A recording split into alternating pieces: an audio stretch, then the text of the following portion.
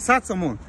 کسی از همین 5 نفر بالاتر میزند 100 سومون میگیرد تحفه. یکم اکای دیلشاد، اکای رستم، اکای منوچهر و نکروز. و یا تا دیگه کامراچه حالی بد میزند. اینا کسی زیادتر که زد مکافات 100 سومون. اکای دیلشاد شما تیارین؟ شروع کردیم. چپالی.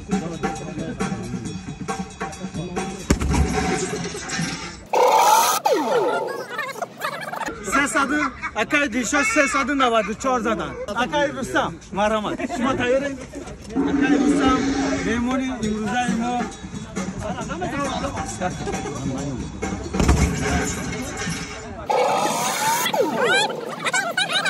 568 اکای رستم. آفرین. اکای منوچهر مرحمت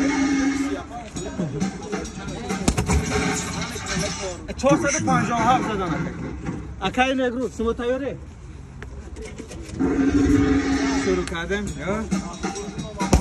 اوه 600 زیاد است.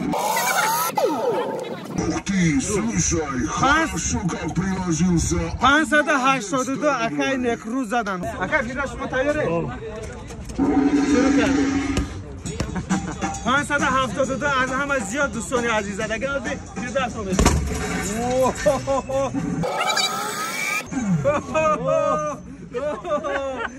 اینا دوستان عزیز 5 نفر زدن از همه زیاد 13 زدن. ما گفتیم کسی زیاد بزنه 100 سومون تحفه. برآمد. با شما موفقیت سربلندی.